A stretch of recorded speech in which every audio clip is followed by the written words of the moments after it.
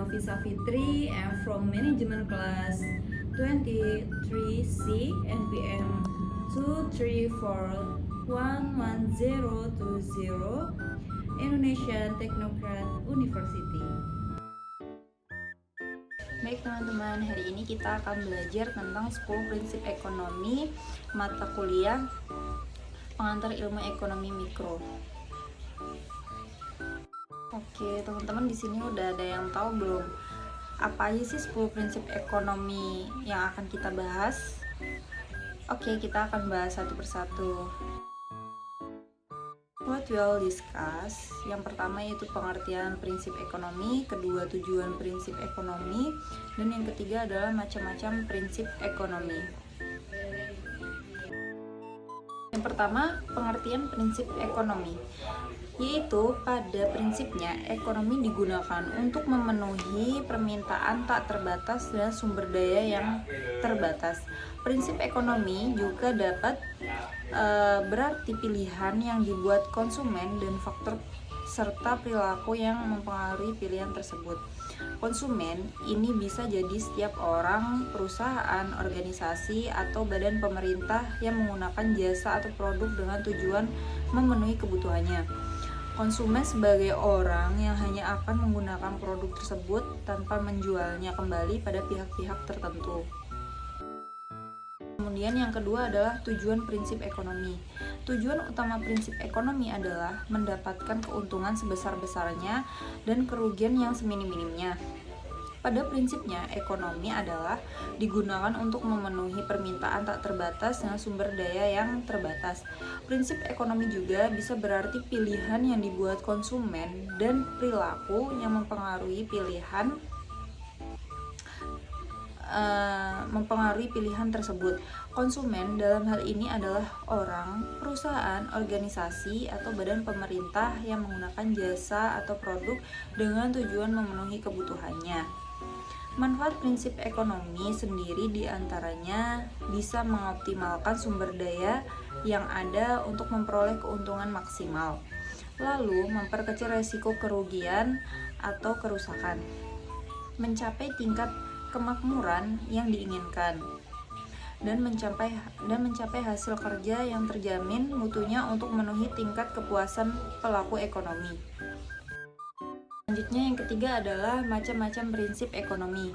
Yang pertama adalah keputusan berdasarkan trade-off. Kebutuhan manusia tidak terbatas, sedangkan sumber daya yang tersedia terbatas.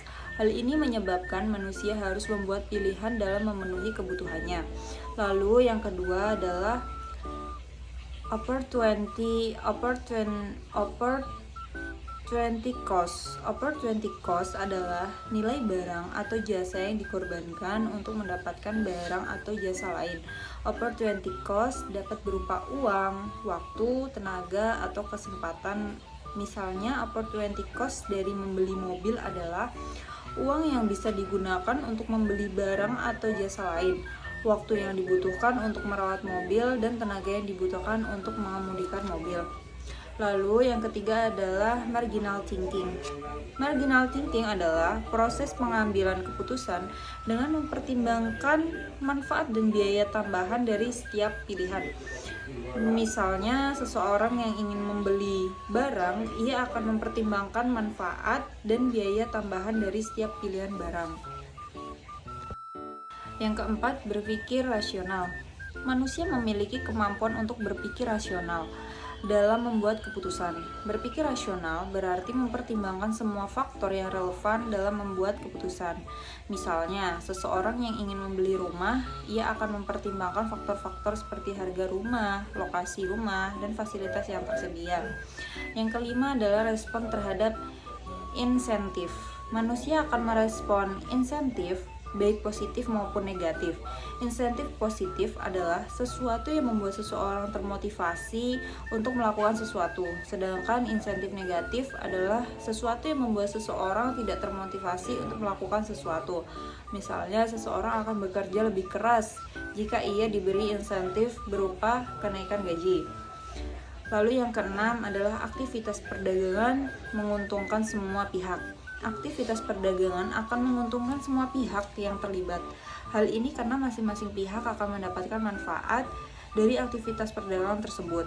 Misalnya, produsen akan mendapatkan keuntungan dari menjual barangnya, sedangkan konsumen akan mendapatkan manfaat dari membeli barang yang mereka inginkan.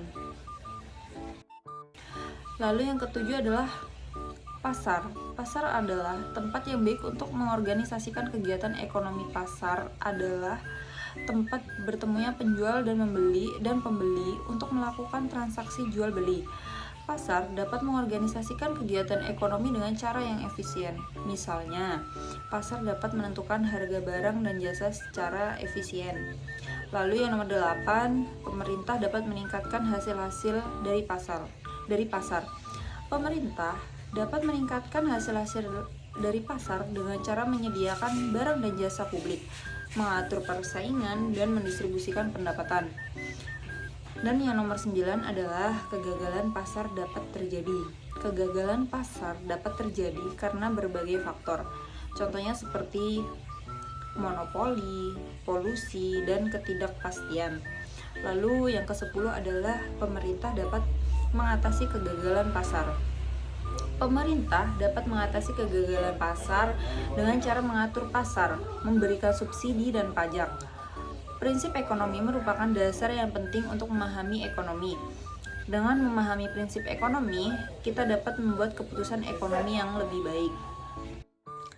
Okay, my friend, I hope what I have said is useful for all my friend.